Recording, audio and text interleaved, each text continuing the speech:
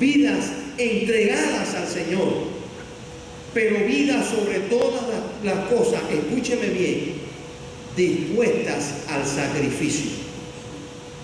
Si la iglesia Betel de aquí a unos años no está dispuesta a dar frutos dignos del Señor, si no buscamos al Señor en nuestras vidas, si no amamos al Señor sobre todas las cosas, si sencillamente no estamos entregados al Señor, si no vivimos vidas de sacrificio para el Señor, entonces estaremos en un problema. Yo le pregunto a usted en esta mañana, ¿usted le está agradecido al Señor? Levante su mano si usted le está agradecido al Señor. ¿Cuánto le estamos agradecidos al Señor? ¿De qué manera amamos al Señor? Entonces, hay que dar frutos. Pero lo interesante es que estos frutos no solo hablan de venir al templo, de servir en un ministerio de la iglesia. Pronto vamos a estar eligiendo la próxima directiva de la iglesia. No estar ahí en un ministerio, no es sencillamente venir todos los domingos. No, va mucho más allá el fruto en la vida de un cristiano. Ahora tenemos la oportunidad de corresponder a esas expectativas que Dios nos manda. Tenemos la oportunidad de agradecerle al Señor lo mucho que ha hecho con nosotros. Tenemos la oportunidad de dar frutos dignos de arrepentimiento. Hay un personaje en la Biblia que dio frutos dignos de arrepentimiento. Vamos al libro segundo de Crónicas. El segundo libro de Crónicas, capítulo 34, los versos del 1 al 7. Yo no sé cuántos de ustedes han leído esto. Segundo de Crónicas 34, los versos del 1 al 7. Pero hubo un rey que con 8 años comenzó a reinar. Dice la Biblia, de 8 años era Josías cuando comenzó a reinar, y 31 años reinó en Jerusalén. Este hizo lo recto ante los ojos de Jehová y anduvo en los caminos de David su padre, sin apartarse a la derecha ni a la izquierda. A los 8 años de su reinado, siendo aún muchacho, escúcheme bien, muchachos que están aquí, comenzó a buscar al Dios de David, su padre.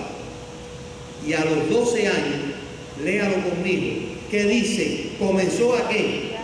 A limpiar a Judá y a Jerusalén de los lugares santos, e imágenes de acera, esculturas e imágenes fundidas, versículo 4. Y derribaron delante de él los altares de los Baales, e hizo pedazos las imágenes del sol que estaban puestas encima. Despedazó también las imágenes de acera. En fin, hizo limpieza de lo mal que había en su pueblo. Entonces, eso es fruto digno de arrepentimiento. Usted y yo como iglesia, si queremos dar fruto en nuestras vidas y queremos permanecer como iglesia que le da la honra al Señor y es un faro de luz en este lugar, tenemos que procurar en nuestras vidas limpiar, desechar todo lo que a Dios no le agrada. Eso es fruto digno de arrepentimiento. Eso es dar fruto en nuestras vidas.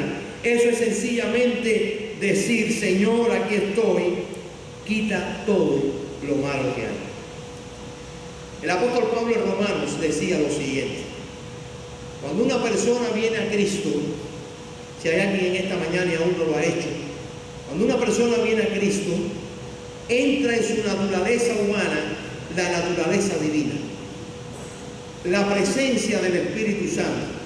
Es lo que él le llama en Gálatas después, que comienza a haber una lucha que entre la carne y entre el espíritu, entre los deseos del mundo, los de nuestra naturaleza humana, nuestros intereses carnales y los intereses de Dios, la obra de Dios, los frutos de Dios.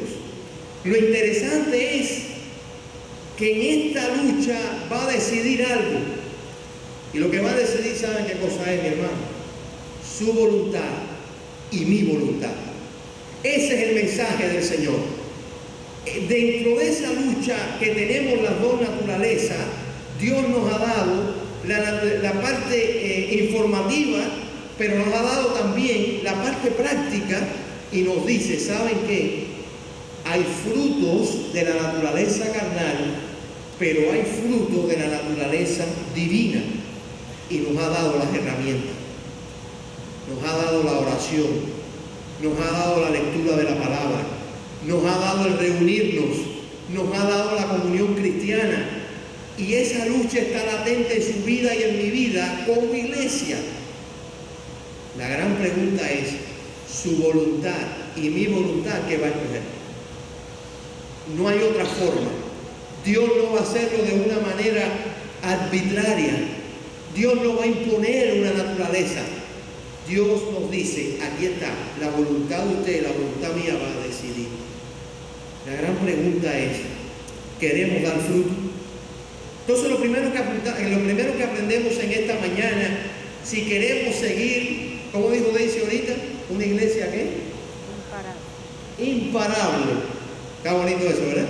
Si queremos seguir siendo una iglesia imparable, tenemos que dar fruto en nuestras vidas personales como iglesia.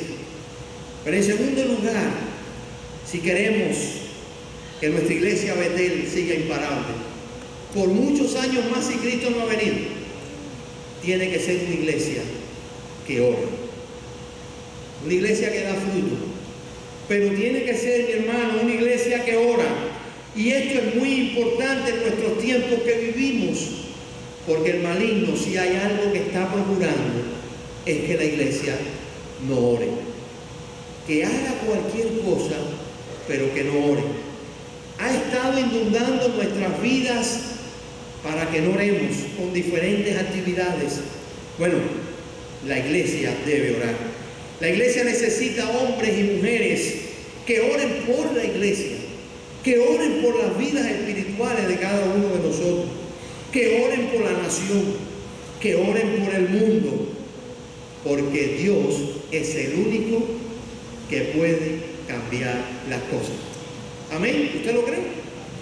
Dios es el único que puede cambiar las cosas. Cuando vamos a la historia bíblica, por ejemplo, si vamos a Génesis 18, no lo busquen, vemos a Abraham intercediendo por Sodoma y Gomorra. Va delante de Dios orando en el capítulo 18, búsquelo en su casa, intercede y ora por Sodoma. Pero si vamos al libro de Habacuc, capítulo 3, ese sí lo vamos a buscar, versículos del 1 al 3, pide por algo muy interesante, también en oración a Dios.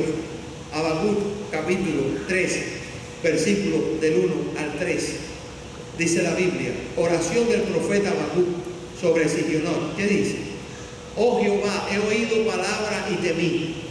Oh Jehová, dígalo conmigo, aviva tu obra en medio de los tiempos. En medio de los tiempos hazla conocer. En la ira, acuérdate de qué? De la misericordia. Necesitamos, hermanos y hermanas, que oren por un avivamiento en nuestras vidas. Pero si seguimos en la historia, no solo Génesis, no solo Habacuc, Mateo capítulo 7, versículo 7, usted lo sabe de memoria, no lo busque. Pedid y se os dará, buscad y hallaréis, llamad y se os abrirá. Y sigue diciendo, porque todo el que pide recibe, el que busca halla y el que llama se le abrirá. Hay que orar, una iglesia que ora. Pero si vamos también a Marcos 7, del versículo 24 en adelante, hubo una mujer que produjo una oración que cambió las cosas. Dice el capítulo 7, el versículo 24, cualquiera pues que me oyes, levantándose de ahí se fue a la región de Tiro y de Sidón, y entrando en una casa no quiso que nadie lo supiese, pero no pudo esconderse. Versículo 25.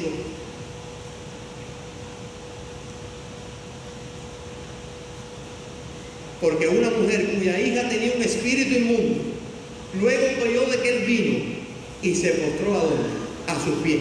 No voy a hacer la historia completa por cuestión de tiempo, está en la Biblia. Aún Jesús diciéndole, sí, pero no es digno que le demos los alimentos a aquellos que no son de mi pueblo.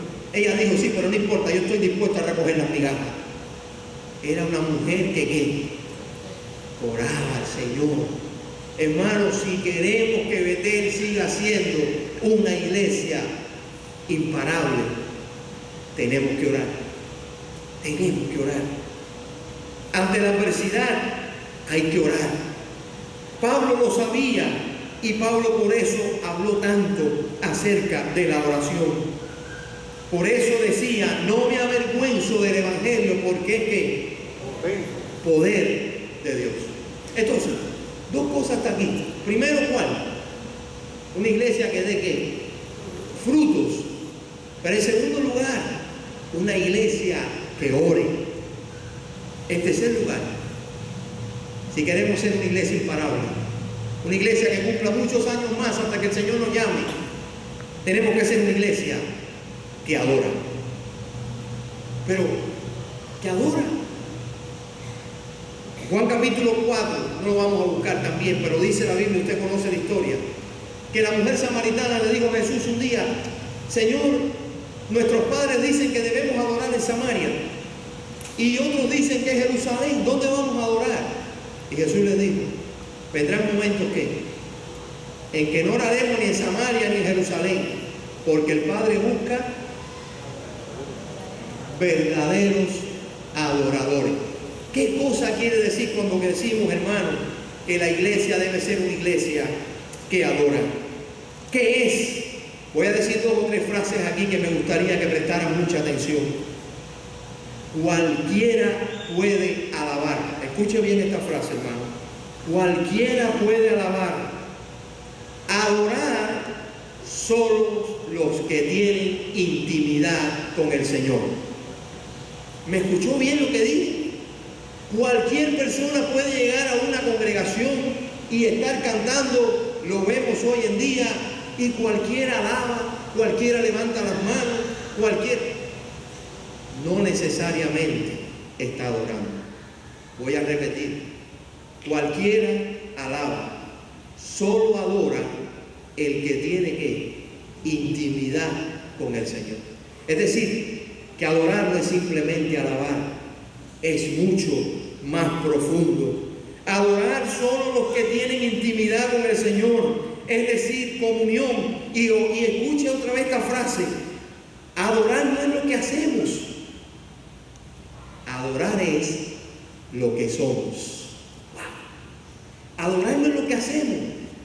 Usted puede hacer cualquier cosa aparente y creer que está adorando. No, adorar es lo que somos.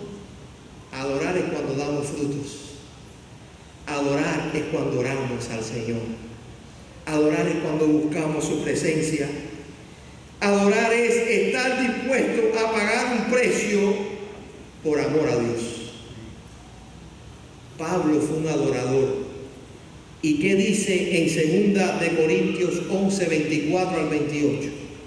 Repito, Pablo fue un adorador. ¿Y qué dice en 2 de Corintios 11, 24 al 28?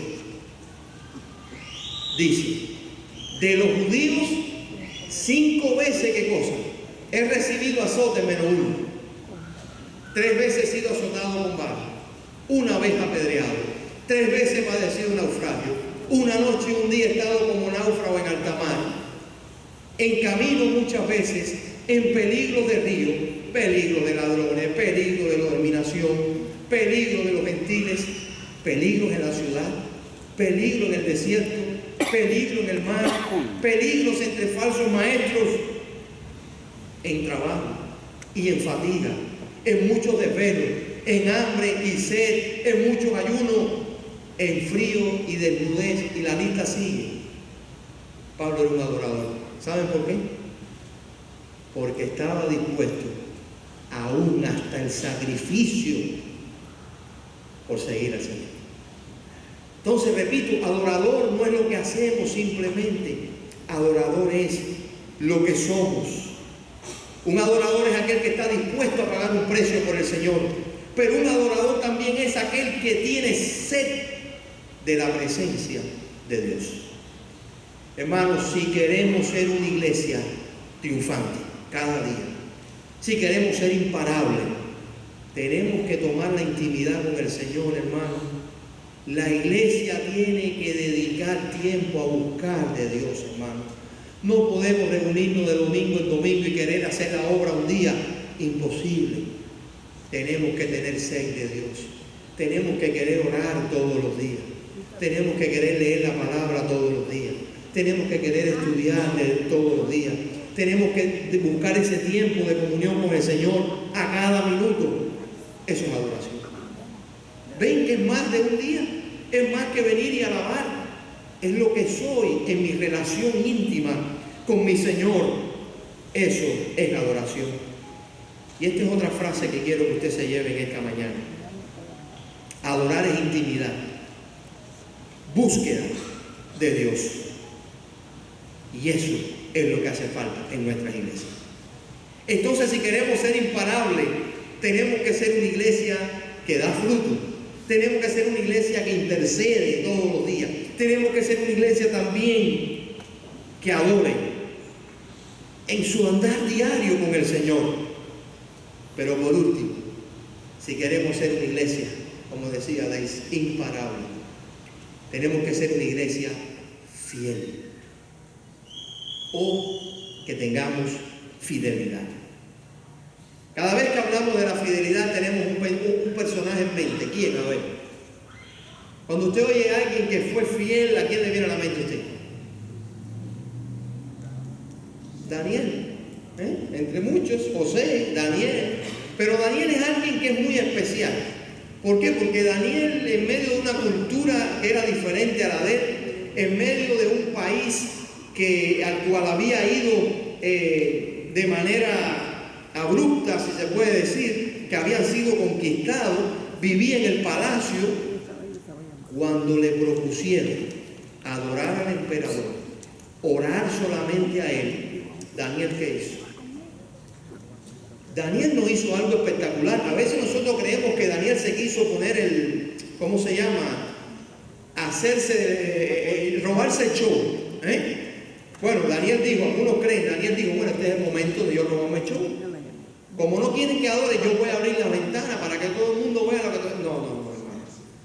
Daniel hizo lo que todos los días él hacía. Hasta los niños los cantan. 3 veces oraba Daniel en el día, ¿verdad? ¿Te acuerdas del cantico ese de que era un muchacho? Es decir, hizo lo que hacía todos los días. Oraba, dependía de Dios, tenía esa comunión con Él, era un adorador también. Pero hay muchos ejemplos de fidelidad en la Biblia. Por ejemplo, valga la redundancia, cuando vamos a sus amigos. Capítulo 3, versículo 16 al 18, ¿qué dice? Daniel capítulo 3, versículo del 16 al 18. Y dice la palabra del Señor. Ahí está hablando no de Daniel, sino de sus amigos. Sadrach, Mesach y Abed-nego respondieron al rey Nabucodonosor cuando los iban a tirar en el horno, diciendo: no es necesario que te respondamos sobre este asunto. Versículo 17. He aquí nuestro Dios a quien servimos puede librarnos del horno de fuego ardiendo, y de tu mano, oh rey, nos librará.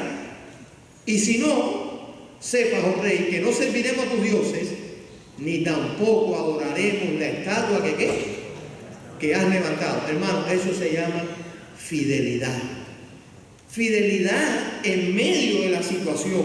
Fidelidad en medio de la adversidad.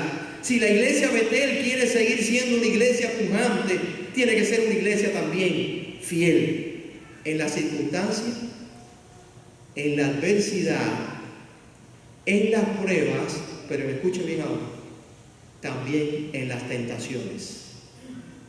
Repito, la fidelidad no es solo en los momentos críticos, la fidelidad es a todo segundo. Es donde nadie nos ve. Es donde el único que puede entrar en nuestra mente y nuestro corazón es el Señor. Es cuando estamos en un lugar donde no hay nadie. La iglesia es un fruto del Espíritu, la santidad también. Entonces, fidelidad también nos enseña la palabra a ser fieles en cada momento. Cuando vamos a Timoteo, por eso Pablo le escribió tantas veces a Timoteo. Mire, déjeme decirle algo. Hay hermanos que no le gusta ser sacudido. ¿Usted sabía eso? Hay hermanos de la iglesia que a veces estamos en más de 4 cosas, para incluirme yo ahí, para que después te lo diga, oye, está cogiendo con... No. A veces estamos en más de 4 cosas y no queremos que se nos sacuda. Mire, hermano, déjame decirle algo. Gracias a Dios que nos sacuda. Dios y otros hermanos del cuerpo de Cristo. Miren, no se crean superhombre y supermujer. Dios tuvo que sacudir a Timoteo, que Timoteo era el pastor de la iglesia. Y Pablo tuvo que sacudirlo y sencillamente decirle, oye, mira, Timoteo, déjame decirte algo. Aviva el fuego del don que está en ti. No nos ha dado Dios espíritu de cobardía. Sé ejemplo tú de los creyentes. ¿Qué pasó con Timoteo? Nada. Que era un ser humano igual que usted y que yo. Y que era un hombre fiel al Señor. Y que era un hombre que amaba al Señor. Y que era un adorador del Señor. Pablo lo menciona. Mi amigo fiel, mi colaborador. Era un hombre de Dios. Pero no, era un ser humano. Y hubo un momento que hubo que sacudirlo. Hubo que zarandearlo. Bueno, a veces usted y yo necesitamos ser zarandeados. Necesitamos ser sacudidos. ¿Por qué? Porque tenemos flaquezas. A veces tambaleamos y sencillamente necesitamos ese movimiento. Porque si queremos ser una iglesia pujante, tenemos que ser una iglesia fiel, pero fiel en todo sentido. En la adversidad, repito, en la prueba, en las circunstancias adversas, pero también en las tentaciones. Tenemos que serle fiel al Señor. Un creyente debe vivir toda su vida preguntando, Señor, ¿te honra lo que estoy haciendo? ¿Estoy haciendo bien? ¿Está eso dentro de tu voluntad? ¿Lo que enseña tu palabra? Eso es lo que estoy hablando. Por eso en el capítulo 4 de 2 de Timoteo, versículo 7, ya lo dije, pero lo voy a leer ahora. ¿Qué dice? 2 de Timoteo 4, 7. Y estoy terminando. He peleado la buena batalla, decía Pablo. ¿Qué cosa? He acabado la carrera. He guardado ¿qué? La fe. Es decir, que Pablo enfrentaba batalla. Pablo tuvo que correr una carrera igual que nosotros. Y necesitó también mostrar fidelidad al Señor. Lo que ha caracterizado a hombres y mujeres de la historia ha sido su fidelidad. Fiel al Señor, aunque los hombres te decepcionen. Es por eso que Hebreos 12:2 dice el escritor de la carta, alentándonos con estas palabras: puesto los ojos en ¿quién? En Jesús, el autor y consumador de la fe, el cual por el gozo puesto delante de él sufrió la cruz, menospreciando lo propio, y se sentó a la diestra del trono de Dios. ¿Qué le quiero decir? Usted debe ser fiel al Señor y poner la vista en el Señor. Como dije ahorita, la iglesia Betel está eligiendo los líderes del año que viene. Bueno, yo espero que después de este mensaje muchos se acerquen a nosotros y digan: pastor, yo quiero seguir parte de esa iglesia imparable. Yo quiero servir al Señor en este ministerio el año que viene. Yo quiero, Señor, pastor, yo quiero que el Señor me use. Yo quiero ser un verdadero adorador. Quiero dar fruto en mi vida cristiana. Quiero ser fiel a lo que Él me ha mandado. Quiera Dios que así sea. Y vamos a elegir un comité, los comités sí, de la iglesia, los ministerios, la directiva. Pero todos somos seres humanos. Y quizás a veces intentamos hacer lo mejor y no podemos. O sencillamente a veces no salió lo que quisimos hacer o lo que quisimos dar a entender. Betel, pon los ojos en ¿quién? En Jesús. Él es nuestro timonel. Él es nuestra guía. Por eso el texto clave de hoy: un varón perfecto a la estatura de ¿quién? De Cristo. Esa es nuestra meta. Un día termino con esta ilustración y el resumen del mensaje. Dice una historia que el gran predicador Moody, americano de siglos anteriores, extraordinario, En su época, él en Estados Unidos y Spurgeon en Inglaterra fueron los dos grandes predicadores de la época. Pero Moody no tenía mucho estudio, dicen los que saben. Y cuando predicaba, decían palabras a veces que no estaban bien. A nosotros nos pasa también, ¿verdad, pastor? De vez en cuando. Y el hombre parece que no tenía una preparación académica, él había sido zapatero, pero Dios lo había llamado al ministerio a ser predicador. Ojo, fue el predicador más grande de su época. Pero había un hermano muy educado en la iglesia que tenía un doctorado y lo esperaba cada vez que el pobre Moody predicaba en la puerta y le decía: hermano, hoy dijo tal cosa y más cual cosa. Usted, vaya, es que yo sé que usted no ha sido preparado y usted tiene que estudiar porque usted ha dicho tal cosa y tal cosa. Y dice que un día Moody estaba un poco cansado y le dijo: ven acá, hermano, usted tiene un doctorado, creo, ¿no? Dice el hombre: sí, yo tengo un doctorado en no sé qué cosa, no sé qué cosa. Y dice Moody: ven acá, ¿y qué ha hecho usted con su doctorado? ¿En qué le ha servido usted al Señor? Dice: no, yo todavía no. Dice: bueno, mire, cuando usted entonces ponga su doctorado en función, usted empiece a corregirme a mí las cosas que yo digo. ¿Sí o no? Es decir, ¿qué quería decir Moody? Que nadie es perfecto.